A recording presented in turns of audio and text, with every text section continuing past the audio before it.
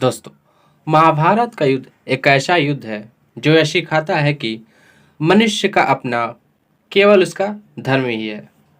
अगर कोई अपना है और अधर्मी है तो उसके विरुद्ध शस्त्र उठाना महाभारत का संदेश है। दोस्तों, महाभारत युद्ध होने के अनेकों कारण थे, परंतु उन सब में सबसे बड़ा कारण पितामह भीष्म थे। भीष्म जी ने पूरा जीवन जिस धर्म का निर्वहन किया वही धर्म मिथ्या साबित हुई और महाभारत युद्ध का सबसे बड़ा कारण बना। महाभारत का युद्ध अब तक का महाविनाशकारी युद्ध माना जाता है। तो चलिए दोस्तों, जानते हैं कि कैसे पितामह भीष्म का धर्म मिथ्या साबित हुई और इस महाविनाशकारी महाभारत युद्ध का कारण बना।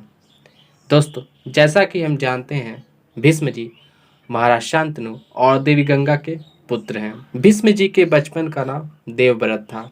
दोस्तों, गंगा के स्वर्ग चले जाने के बाद महाराज शांतनु को निषाद कन्या सत्यवती से प्रेम हो गया और वह उससे विवाह करना चाहते थे, परंतु सत्यवती ने शांतनु से विवाह करने से मना कर दिया। सत्यवती के मना कर देने के बाद शांतनु बहुत दुखी रहने लगे। यह बात जब भीष्म जी को पता चला तो वह तुरंत सत्यवती के पास गए और महाराज शांतनु से विवाह करने का अनुरोध किया।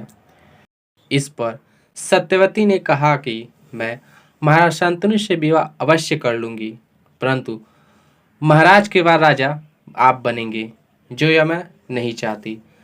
महाराज के बाद सिंहासन पर केवल मेरे पुत्रों का अधिकार होना चाहिए। तब भीष्म जी ने सत्यवती को वचन दिया कि वह कभी भी सिंहासन का मोह नहीं करेंगे, वे कभी कुरुवंश के राजा नहीं बनेंगे। भीष्म जी ने यह भी कहा कि हो सकता हो कि भविष्य में मेरे मृत्यु के बाद मेरे पुत्र सिंहासन पर अधिकार जताएं और आपके पुत्र से विद्रोह करें। इसलिए मैं यह प्रतिज्ञा करता हूं कि मैं कभी विवाह नहीं करूंगा। मैं आजीवन ब्रह्मचर्य का पालन करूंगा। दोस्तों, इनके इस भीषण प्रतिज्ञा लेने के कारण उन्हें भीष्म कहा जाता है। दोस्तों, इस तरह से अपने पिता की खुशी ही भीष्म जी ने अपना धर्म समझा। दोस्तों, अब हम आपको बताएंगे कैसे उनका यह धर्म मिथ्या साबित हुआ। दोस्तों, दुर्योधन ने बार बार पांडवों को मारने का प्रयास अपमान करता रहा, परंतु भीष्म जी ने कोई कठोर कदम नहीं उठाया। पांडवों को जलाने का प्रयास, भीम को खीर में जहर मिलाकर देना, ये सब भीष्म जानते रहे, परंतु उस समय दुर्योधन के पिता धृतराष्ट्र ही राजा थे, जिसके नाते भीष्म चुप रहे। द्रौपदी का चीरहरण, जिसे आज भी कोई सुनता है तो उसे हीन भावना महसूस होती है, परंतु यह घटना उन सभी लोगों के सामने हुई जो उस सभा में मौजूद थे। भीष्म, द्रोणाचार्य, कृपाचार्य, कर्ण आदि केवल देखते रहे और यही द्रौपदी का चीरहरण पांडव और कौरवों के बीच विष घोलने का काम किया और महाभारत युद्ध हुआ। दोस्तों, महाभारत युद्ध में जब भीष्म पांडव सेना का संहार करने लगे तो कृष्ण को बहुत क्रोध आया और उनका वध करने के लिए तैयार हो गए। कृष्ण जी ने क्रोध में भीष्म को कहा, आप भी मिथ्या हैं और आपका धर्म भी मिथ्या है, जो धर्म के मार्ग में रुकावट बन रहे हैं।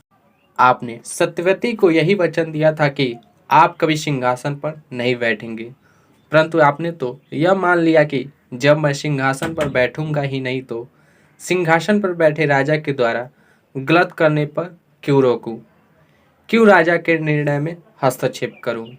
आपने इसे ही अपना धर्म समझा, जो आज इस महाभारत युद्ध का कारण बना। इसलिए आप भी मिथ्या हैं और आपका धर्म भी मिथ्या है। आप चाहते तो धृतराष्ट्र और उनके पुत्र दुर्योधन के कृत्य पर अंकुश लगा सकते थे, जिससे ये युद्ध नहीं होता। दुर्योधन के द्वारा बार बार पांडवों के साथ अन्याय करने पर भी आप कोई कठोर कदम नहीं उठाए। आपके धनुष के आगे कोई नहीं टिक सकता, परंतु आपने धनुष ना उठाना ही अपना धर्म समझा और पांडवों के साथ अन्याय पर अन्याय होने दिया। इसलिए आप भी मिथ्या हैं और आपका धर्म भी मिथ्या है।